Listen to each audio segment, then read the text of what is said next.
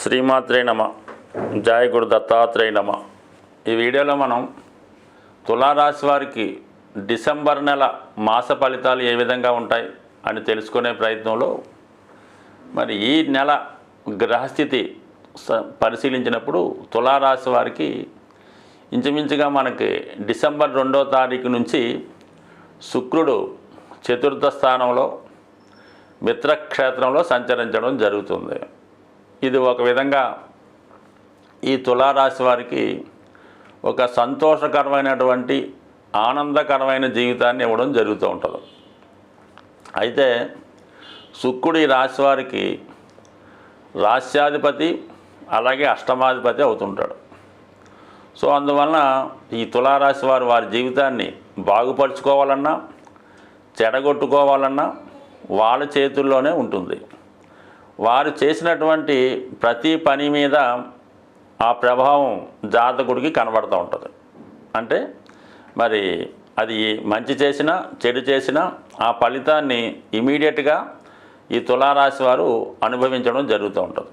అటువంటి శుక్రుడు చతుర్థ స్థానంలోకి రావడం వల్ల మరి ప్రస్తుతం ప్లేస్ ఆఫ్ చేంజ్ ఉండే అవకాశం ఈ నెలలో ఈ రాశి వారికి ఎక్కువగా ఉండడం జరుగుతుంది. అది గృహం మారచ్చు, లేదంటే మీ యొక్క గృహాన్ని అందంగా అలంకరించవచ్చు, లేదు మీకు అవకాశం ఉంటే ఒక కొత్త గృహాన్ని నిర్మించుకొని అందులోకి మారచ్చు, లేదంటే కొనుక్కోవచ్చు. ఏదైనా ఒక గృహయోగం అన్నది ఈ రాశి వారికి ఏర్పడడం జరిగింది. అంటే ఇమీడియట్గా మీకు గృహం రాకపోయినా ఆ ప్రయత్నం చేయడం వల్ల తొందరగానైనా మీకు ఒక గృహ సౌకర్యం ఏర్పడుతూ ఉంటుంది.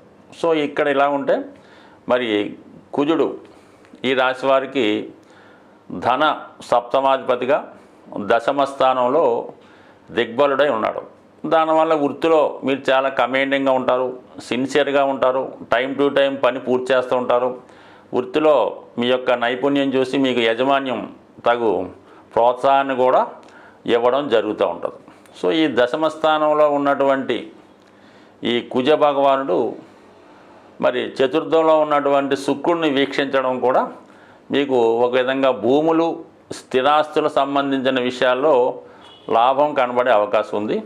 అలాగే ముఖ్యంగా వివాహ విషయంలో ఏదన్నా అడ్డంకులు కానీ చికాకులు ఉన్నా, భార్యాభర్తల మధ్య విభేదాలు ఉన్నా అవి ఈ సమయంలో పరిష్కారమై మళ్ళా కొత్తగా ఒక నిర్ణయానికి వచ్చి మరి తగు విధమైనటువంటి కొత్త జీవితాన్ని ప్రారంభించడం కూడా జరుగుతూ ఉంటుంది.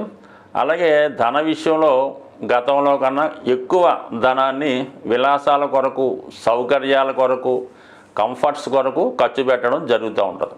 ఇది ఇలా ఉంటే మరి మీకు ధనస్థానంలో ఒక అద్భుతమైన ధనయోగం ఏర్పడింది.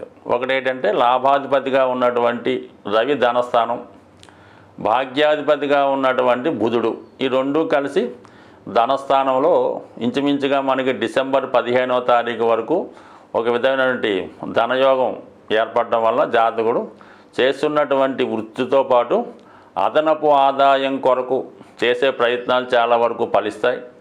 ప్రభుత్వ పథకాలు మీకు అనుకూలించే అవకాశం ఉన్నది.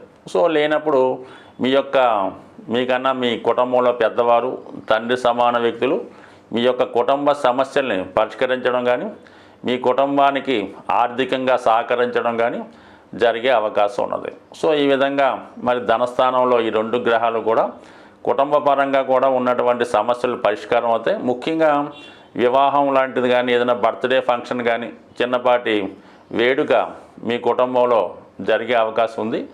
దానికి తగు విధంగా సమయానికి మీకు ధనం కూడా సమకూరుతుంది. సో ఈ విధంగా ధనయోగం ఏర్పడింది. చతుర్థంలో శుక్రుడు ఉండడం వలన సౌకర్యంగా ఉంటుంది. ఎక్కువగా ఎంటర్టైన్మెంటు, వివాహ వేడుకలు, పుణ్య కార్యక్రమాల్లో పాల్గొనడం జరుగుతూ ఉంటారు. అయితే 6వ స్థానంలో ఉన్నటువంటి రాహు అతిగా మరి ఏదైనా ప్రయాణాలు చేయడం వల్ల కానీ, వేళకి సరైనటువంటి సౌకర్యాలు లేకపోవడం వల్ల కొద్దిపాటి అస్వస్థత కూడా గురయ్యే అవకాశం ఉంది. సో అందువలన ఆహారపు విషయంలో తగు విధమైనటువంటి జాగ్రత్త తీసుకోవాల్సి ఉంటుంది. ముఖ్యంగా గతంలో మనం అనుకున్నట్టే ఎట్టి పరిస్థితుల్లో కూడా ఈ తులా రాశి వారు ఈజీ మనీ కొరకు, స్పెక్యులేషన్ కొరకు కానీ, జోదం, పేకాట, పందాలు అటువంటి జోలికి ఎట్టి పరిస్థితుల్లో కూడా వెళ్ళొద్దు. అలాగే షేర్ మార్కెట్లో ఇన్వెస్ట్ చేద్దాం అనుకున్న వాళ్ళు కూడా జాగ్రత్తగా ఇన్వెస్ట్ చేసుకోవాలి తప్ప 99% అవాయిడ్ చేసుకోవడం మంచిది. ముఖ్యంగా ఆర్థిక సంబంధించిన విషయాల్లో ఎవరికి కూడా ఎటువంటి సలహాలు ఇవ్వడం అన్నది అంత శ్రేయస్కరం కాదు. కాబట్టి చాలా వరకు ఈ తులారాశి వారు వాళ్ళకి ఏదైనా లాభం కలిగినప్పుడు ఆ లాభం ఇతరులు కూడా పొందాలి అన్న ఉద్దేశంతో వాళ్ళకి మంచి చేసే విధంగా ఏదో ఒక సలహా ఇస్తూ ఉంటారు. ఈ సలహా వల్ల ఏమవుతుందంటే వాళ్ళు లాభపడ్డారా ఓకే, మీకు చెప్పరు, వాళ్ళు చాలా వరకు లాభపడతారు, సౌకర్యాన్ని అనుభవిస్తుంటారు. కానీ మీరు ఏదన్నా సలహా ఇవ్వడం వల్ల వాళ్ళు నష్టపోయారనుకోండి, ఆ నష్టపోయిందంతా మీ దగ్గర రాబట్టే ప్రయత్నంలో అనేక రకాలుగా మిమ్మల్ని విమర్శించి ఇబ్బందులు పెడుతుంటారు. కాబట్టి సాధ్యమైనంత వరకు మీ తులారాశి వారు ఎప్పుడు కూడా ఇతరులకి ఆర్థిక సంబంధించిన విషయాల్లో ఎట్టి పరిస్థితుల్లో కూడా ఎటువంటి సలహా ఇవ్వకుండా ఉండడమే మంచిది. ఇక కేతు 12వ స్థానంలో ఉండడం వల్ల మీరు అన్ని విషయాల్లో కూడా బాగా ఆలోచించినప్పుడు కూడా ఇతరుల యొక్క మాటలు నమ్మి ఏదో విధంగా నష్టపోయే అవకాశం ఉంటుంది. అంటే వాళ్ళు స్వలాభం కోసం మిమ్మల్ని దేంట్లోనే ఇన్వెస్ట్ చేయమనో, లేదంటే ఎవరికన్నా అప్పు ఇవ్వమనో, లేదంటే ఏదైనా కొనమనో ప్రోత్సహిస్తూ ఉంటారు. ఈ ప్రోత్సాహం వల్ల మీరు చాలా వరకు ఎందుకు ఉపయోగం లేని వస్తువులు కొనడంలో చాలా వరకు ఇన్వెస్ట్ చేస్తూ ఉంటారు. అలాగే ఆర్థిక విషయాల్లో ఇతరుల మాట మీరు నమ్మొద్దు. అలాగే ఇతరులకు కూడా సలహా ఇవ్వకుండా మీకు ఏది కరెక్ట్ అనిపించిందో ఆ విధంగానే ముందుకు వెళ్ళండి.